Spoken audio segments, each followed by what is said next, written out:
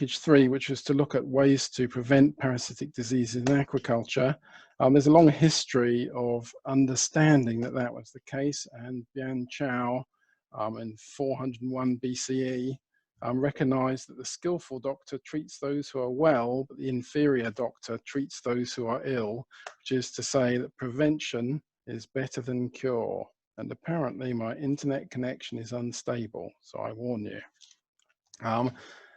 The ability to help disease by using different dietary or nutritional measures was also recognized very early on by Hippocrates of Kos, 460 370 BCE, who recognized that you could help people from harm by using the right nutritional supplements, so functional feeds for us. And the history of vaccination also goes back a long way, with people vaccinating for smallpox as early as 1000 CE.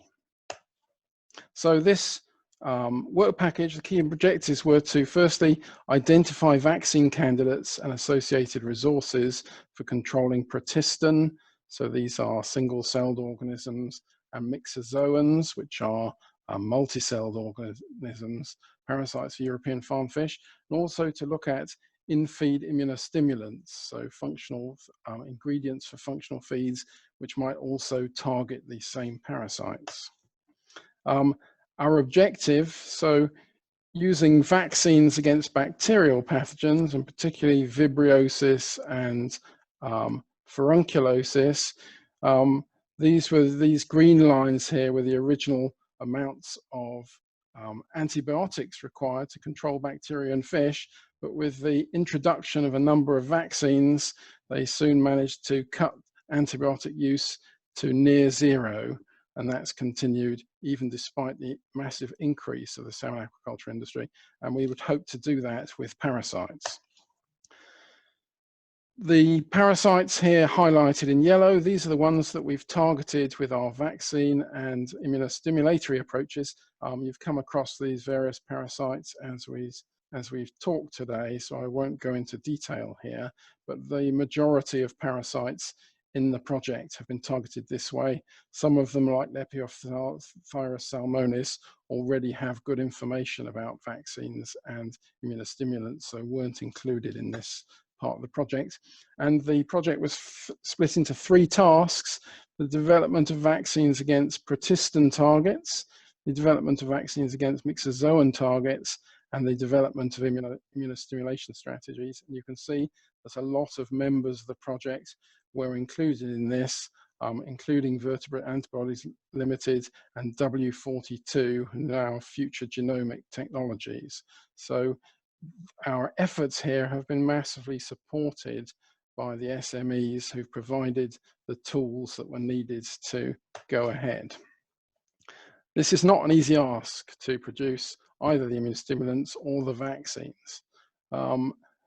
So for instance, there's been more than 50 years unsuccessful work to develop vaccines against other protistan parasites, things like malaria and trypanosomiasis, and that's much more heavily funded, with a lot of teams working on it, and it still hasn't been possible. So this is normally non-trivial. It's even worse against multicellular metazoan parasites, and there are probably less than 5 of those in the world against any human or livestock parasites, because they're very good at avoiding host immunity. It's estimated that even for COVID-19, which is the reason we're all sat at our desks here instead of in Brussels, with unlimited funding, good knowledge of the pathogen group, full genome sequences, and access to the latest technologies, it's expected it will take a year to 18 months or more to develop these vaccines. So to hope that we'd come out with magic vaccines at the end of this was quite ambitious of us. And for our parasites, we have far less knowledge on the whole. But now at the end of this project, we now have an enormous amount of resources and knowledge concerning these parasites. So you might think that that's a sick fish, but actually it's anesthetized. You can see it's gone to sleep there and is all ready to be vaccinated. I just wanted to go over the types of vaccine that exist. And these are the vaccines. We've used all of these techniques within this project. So you can use whole cells, whole pathogens, or inactivated pathogens, or whole pathogens mashed up as one sort of vaccine. You can make subunit vaccines where you target some particular type of molecule, could be proteases or something else from the pathogen, and you use just this subunit or this collection of subunits. And these are the sort of more traditional vaccine methods. Nowadays, because we have sequencing of genomes and sequencing of transcriptomes, and there's been a lot of that sequencing occurring in ParaFishControl for all of the pathogens we're working with, we're also able to design recombinant antigens whereby we sequence the transcriptome or genome, pull out the most useful looking antigens there, the things that are understood to be associated with virulence or look to be good vaccine targets, produce them in some sort of bacterium or yeast or other organism, produce the proteins, and then inject the proteins as recombinant peptides or proteins. And finally, DNA vaccines. So at the start of this project, these were to be used as screening tools, but at the end of it, they're now licensed for use as actual vaccines in Europe, so we can use them as vaccines. So again, we use the genome or transcriptome to pick targets. We insert appropriate pieces or instructions into a vector. The vector is put into the fish and provides instructions for the fish to make the protein itself. So this is another, I expect people will challenge my knowledge of DNA vaccines. We have a lot of experts out there who know a lot more about vaccination, but I hope this gives a vague overview. Just to, so we will be, there are 4 talks following mine where some detailed description of some of these vaccine and some of these immunostimulant projects will occur. I just wanted to go through a couple of examples here. This is amylidinium, and this work was done by the University of Udine, and they've been working on vaccines against this dinoflagellate pathogen of European sea bass. I just wanted, this is a very visual example of how effective a vaccine can be. This is the state of a gill. This one over here is what a gill should look like approximately. This is the state of a very sick gill. And these little black dots are trophonts, so they're parasite trophonts there. With the control, a saline control injected, nothing happened and the parasites were very happy.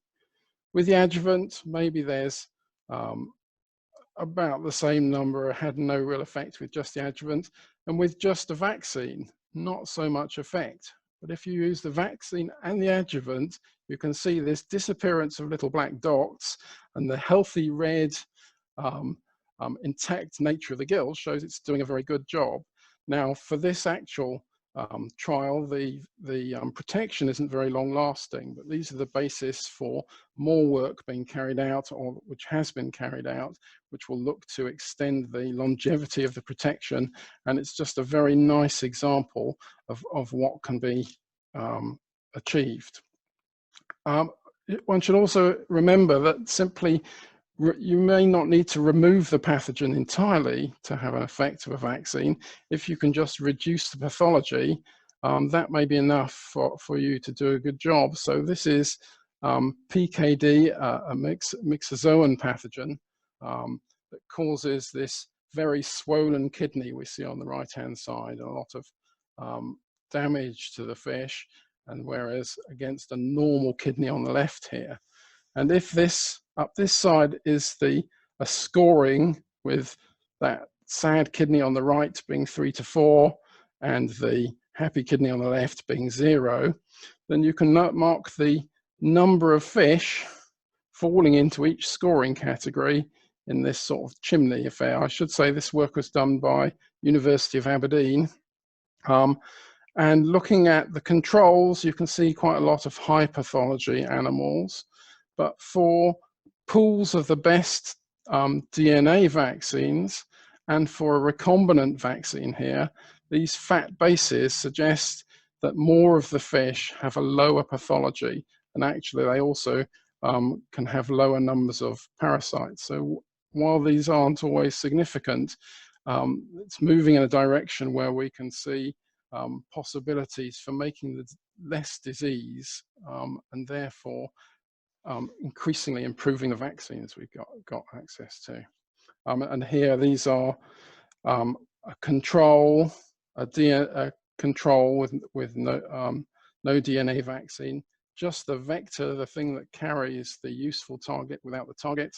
Here, a mixed group of potentially useful targets and some other versions of that. You can get some significant reduction in parasite numbers by using these DNA vaccines. Just a quick, you're going to hear some more as we move forwards, but just a quick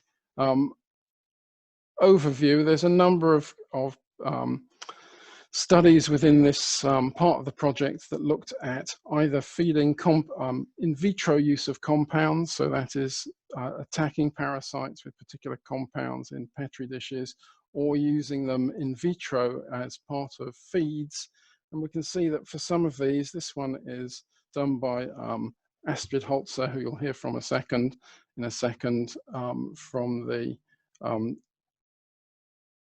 the Czech Academy of Sciences in Czech Republic.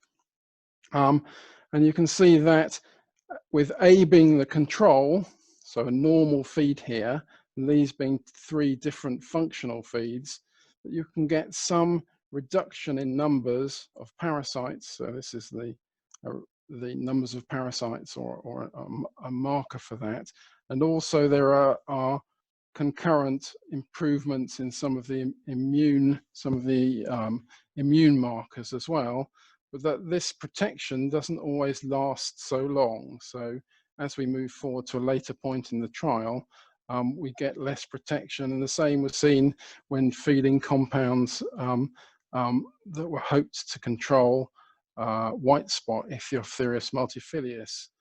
So signs of early protection in the first few days of the trial, but then that protection dropping off. So for some of these, the compounds put into the feeds, or the doses, or the length of feeding may need to be changed, but for others, they've been successful enough to be commercial. So to round up the impacts for industry, so we have a number of vaccine candidates and some enormous resources in terms of sequencing and pipelines for working out which targets will be best as possible vaccine candidates. And some of these potential vaccines are already showing promise as vaccines, and we have a large body of additional targets left to test. So for some people, they may have tens or hundreds of potential targets which couldn't be tested in the scope of this project, but we still have those to be used. We have optimized the traditional, if you like, vaccine approaches, and we have also employed the latest reversed or computational vaccinology and DNA vaccine approaches. So these are where you sequence the organism, hunt down targets in the sequence, and one way or another use that for the vaccine. And this is what's being done for COVID-19, this reverse computational vaccinology. So we're using the state of the art for all organisms. And we've also identified a whole range of in-feed immunostimulants which can be effective against protistan and myxozoan parasites, and some of these are already in commercial use. And so you'll hear some more details of some of these projects in the next thingies. So we've waited quite a long time for the development of the first fish parasite vaccines, but I think we're getting there. I should say that secretly, Jesus Lamas has an autogenous vaccine against Philisterides, I think, which is commercial. He might be able to confirm or deny that. And Just to say thank you, and thanks to everybody who's done all the work here. So there's been some major work done by a lot of groups to get to this point. Thank you. Okay, thanks very much, James.